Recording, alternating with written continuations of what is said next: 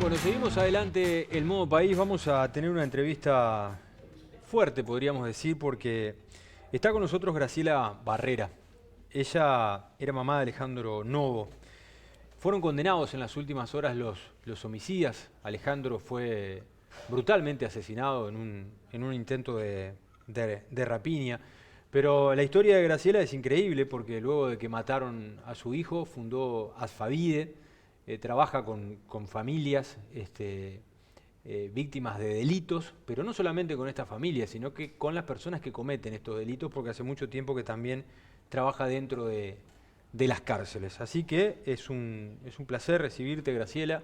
Muchísimas gracias por haber aceptado la invitación. Supongo que hablar de esto también es remover un poco todo lo que ha pasado, pero creo que en el fondo es cerrar un capítulo, ¿no? de la vida. ¿Cómo estás? Bueno, primero que nada, el agradecimiento para la invitación que me hicieron. Bienvenida, gracias. Y bueno, sí, es cerrar un ciclo, pero también es como una esperanza para todas aquellas personas que han perdido un familiar en manos de la delincuencia y que todavía no han tenido esto que nosotros tuvimos para poder cerrar el ciclo. Casi 16 años, ¿no? Casi 16. Debemos recordar que era el Código Viejo, ¿verdad? Sí, sí. Hoy por hoy no habría un caso similar que espere 15 años para una sentencia. Claro, salvo que no encuentren a quienes cometen el delito. Pero es normal que las familias de las víctimas reclamen esto, ¿no? Los procesos rápidos. Obvio, Muchas veces no se demora tanto tiempo, pero sí se demora. Obvio, sí. Aparte de eso hay una cosa, ¿no? Creo que toda persona que pasa por lo que nosotros pasamos, llegado el momento, lo que quiere es el acceso a la justicia y a su vez la respuesta de la justicia que dentro de todo no transforma lo que ya ocurrió, pero sí mitiga el dolor. Porque uno sabe que puede, como en este caso nosotros, cerrar un ciclo y decir, bueno, está, hasta aquí. No importa, yo los otros días lo decía, no importa los años, importa el hecho, ¿no? De que no quedó impune, de que obtuvimos una respuesta y que bueno, ahora hay que tratar de seguir adelante. Sí, uno obviamente intenta empatizar, pero realmente si uno no está en tus zapatos no va a lograr entender nunca esa sensación que viviste. Pero ayer, por ejemplo, leía una apreciación que hacía el doctor Juan Raúl Williman, que ha estado en este caso, y él mencionaba que durante 10 años no se tenía conocimiento de quiénes habían sido efectivamente los autores, y hubo otros 5 años para que se llegara a esta condena de ahora. Te pregunto la diferencia entre esas dos sensaciones, ¿no? Porque por un lado estará la desesperación, la impotencia por saber quién estaba detrás de todo esto, y por otro seguramente la frustración también de todo el tiempo que tardó la justicia en finalmente condenar. Bueno, mira, en el caso de Alejandro fue muy engorroso y muy difícil el encontrar a quienes, por más que habían testigos, pero esas cosas de la vida nunca se llegaba. Inclusive porque el caso de él fue en la entrada de Los Aromos y pertenece a Canelones y esta gente había huido para el lado de Montevideo. Entonces hubo un momento en que no intervenía Canelones porque pertenecía a Montevideo y no intervenía Montevideo porque pertenecía a Canelones. Bueno, esas cosas que se dan dentro de lo que es este país. Graciela, quizá para los televidentes que no recuerdan los detalles del caso, sí decir que Alejandro Novo fue asesinado en 2009 cuando estaba trabajando como repartidor. Exacto. Y justamente estaba entregando mercadería allí en un intento de rapiña, que es asesinado. Exacto. Bueno, y entonces cuando realmente son juzgados, en aquel momento son apresados, ya estaban cumpliendo otra condena. Bueno, ahí encontramos paz, desesperación y a su vez, no sé, un montón de cosas encontradas.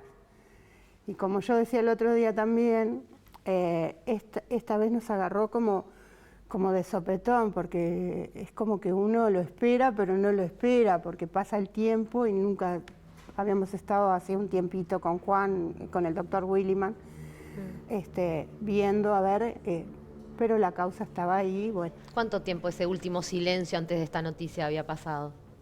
Y bueno, después que se procesaron para la condena todo este tiempo. Es muy angustiante, claro. No hubo grandes modificaciones. Y bueno, y entonces el otro día cuando nos dijo, fue como con mi esposo, como que nos cayó un balde de agua fría porque no esperábamos esa noticia por teléfono. Pero nos dio paz, nos dio tranquilidad y el camino que seguimos, lo seguimos. Es una paz interior, pero que al diario vivir, no, ya está, Sí, es lo mismo que siempre. Graciela, vos fundaste después Asfavide y hoy todavía sigue funcionando. Incluso eso te permite en determinado momento cruzarte con el homicidio de tu hijo dentro de un centro penitenciario. En realidad no por Asfavide, o sea, Asfavide la fundamos en el año 2012 junto a 3 familias, éramos 3 familias, 2 familias más, porque considerábamos de que cuando nos ocurre a nosotros lo que nos ocurre, no había nada para las víctimas, o sea, las víctimas no existían, eran un objeto de derecho en lugar de ser un pequeño sujeto como es el día de hoy. Y cuando después de eso, yo en el año 2013 por allí, a fines del 2012, yo en una de mis charlas con el inspector Guarteche y con el ex ministro Bonomi, yo le digo que a mí me interesaba dar charlas, o sea, encontrarme con las personas privadas de libertad para ver qué intercambio podríamos hacer. ¿Nunca sentiste miedo, por ejemplo? No, en absoluto. Y nunca me faltaron el respeto. ¿Tenías esa necesidad de entablar un lazo o de alguna manera un vínculo entre víctimas y victimarios para saber que son parte de un mismo problema? Claro, claro que sí, porque si tú te pones a analizar, somos parte de una misma sociedad, ¿verdad? Entonces, yo lo que pienso es, ¿cómo tú podés hacer daño a otro ser igual a ti? Porque somos todos iguales. ¿Y cuáles son las causas? Que creo que lo que hay que apuntar es a las causas. Y bueno, y ahí empecé los diálogos, eso me llevó a integrar el patronato, después me llevó a seguir entablando diálogos, y hace unos años, integrando ya la comisión de seguimiento carcelario, fui a Las Rosas y me encontré con uno de ellos. Pero no pasó más nada. No. Fuiste senadora suplente. Sí. Hoy sos diputada electa. Desde el Parlamento, ¿qué podés hacer para solucionar los tiempos de la justicia, para atender estas causas que vos decís? ¿Le encontraste una respuesta a esa pregunta? Mira, yo como primera medida creo que lo primero y fundamental fue poner sobre la mesa lo que pasa en la realidad. Porque muchas veces yo creo que se habla mucho, pero la realidad no es tangible. O sea, a mí me pasaba igual antes de pasar lo de Alejandro. Yo miraba en la televisión, como puede ver cualquier persona, las cosas y decía, qué horrible. Pero una vez que a ti, en el caso mío me sucedió, pero una vez que tú te pones a trabajar en todo esto, te das cuenta que hay infinidad de cosas que si nosotros queremos podemos cambiar. Primero, empezando por la mentalidad de cada uno de nosotros, que tendríamos que tener un poco más de empatía. Porque, a ver, hay familias de un lado y del otro. Hay familias que son las familias de las víctimas, que sufren de personas que cometen delitos, en cuanto, no solamente en cuanto a lo que es la vida, sino que cometen delitos en un montón de cosas, ¿no? Y hay familias también del otro lado. Entonces, muchas veces estamos juzgando sin saber lo que hay detrás de cada uno. Y muchas veces, lo digo porque también trabajo con las familias de las personas que cometen delitos, muchas veces esas familias, cuando van a ver a una persona que cometió un delito, se sienten como delincuentes por el trato que tienen. Entonces creo que hay un montón de cosas que nosotros podemos hacer que está en nosotros mismos, porque no tenemos por qué hacer pasar a una persona que va a ver a un privado de libertad por todo lo que tiene que pasar. O sea, creo que hay que tener empatía, vuelvo a lo mismo. Es lo mismo que con las víctimas. Cuando nosotros pasa lo de Alejandro, mi esposo va al juzgado, primera cosa, pasa un 14 de enero, como era la feria, recién en febrero entró en el juzgado de Pando. O sea, ya perdimos ahí un montón de días, ¿no? Cuando va a hablar con el juez le dice que con él no habla, que habla con un abogado. Pero él era el papá y yo soy la mamá. Y eso no puede pasar. Entonces, por eso te estoy diciendo que hay un montón de cosas que hay que cambiar. Que hay que cambiar y que se pueden cambiar simplemente con empatía. ¿Qué autoridad cobra tu palabra siendo protagonista de un hecho delictivo con tu hijo, nada más y nada menos, y habiendo transitado esos días donde no solo por la feria judicial nadie atajaba el caso, sino esta falta de empatía por parte de la justicia? ¿Has encontrado entre las familias de víctimas de delitos la misma empatía que tú llevas en tu propio ser? En algunas sí, en otras no, porque cada uno reacciona como puede y a su manera, ¿no?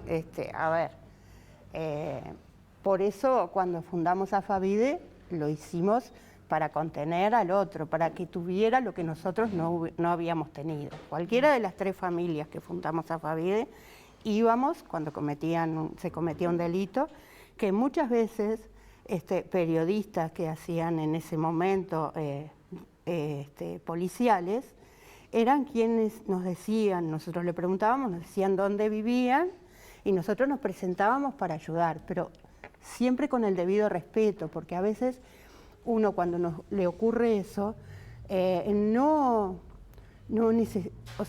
quiere que nadie le venga a decir nada. Sí, claro.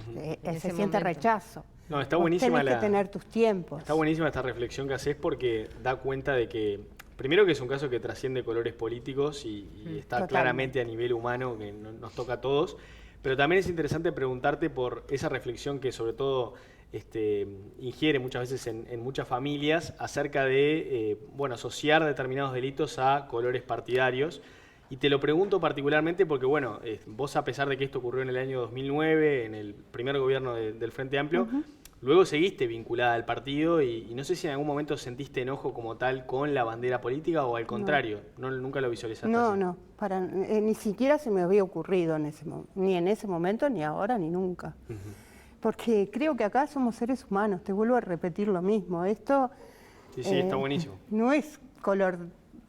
A ver, cuando matan a Alejandro no le preguntan ni a qué partido pertenece políticamente, ni a qué partido, ni a qué club de fútbol o de lo que les guste pertenecía, ni nada. Era un muchacho de 30 años que estaba trabajando... Con una nena de 2 años. Ahí está. ¿Está? Que habían esperado 10 años para tener a Melina, para que Melina viniera en un lugar donde estuviera bien. Entonces, siempre se destruyen sueños familiares y proyectos de todo. vida, ¿no? Tenés que volver a vivir. Además, para quien no lo sabe, la historia no termina ahí, porque la mamá de Melina también muere. Sí, claro. Por víctima de cáncer. Y todo esto estoy seguro que ustedes analizan de que... Sí, lo dijeron los médicos. Sí, claro, la angustia por lo que sucedió también muchas veces deriva en este tipo de enfermedades. Destrozaron una familia literalmente. Sí, 2 familias. Sí. Porque en realidad no fue solo la nuestra, sino que la de Mónica, y a su vez toda una cantidad de gente querida por Alejandro y que querían a Alejandro y que quieren aún hoy a Alejandro, porque Alejandro lo pueden haber llevado físicamente, pero para ti acá adentro vive igual. No, claro. Tú dijiste en algunos momentos que las causas tienen que atacarse desde las panzas de las madres. Sí, o sea, así que lo las pienso. causas que llevaron a lo que aconteció con tu hijo y con tantas otras víctimas están presentes ya en la situación de vida de las madres de esas personas que luego cometen delitos. Es que eso es lo que pienso. Yo creo que hay que... A ver, son problemas de dignidad. Nosotros les enseñamos dignidad a las personas porque Es muy fácil hablar desde los lugares que cada uno de nosotros integra en la sociedad. Claro. Y es muy fácil hablar desde lo cómodos que podamos estar cualquiera de nosotros.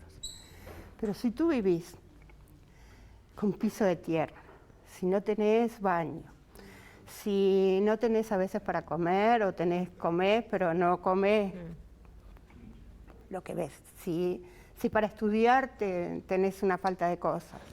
A veces soportando situaciones de abuso físico y de toda índole. Exactamente. Tú sabes que hay una cosa, les digo, ya que me dejan hablar, cuento. Una de las cosas que me dijeron personas privadas de libertad fue que el abrazo que ellos tenían cuando eran chicos, que ese señor tenía cuando era chico, era una quemadura de cigarrillo. Entonces, si nos ponemos a pensar en todo eso, tenemos que pensar en las causas y tenemos que pensar qué es lo que tenemos que hacer para poder hacer eso. Como también tenemos que pensar qué vida damos adentro de las cárceles.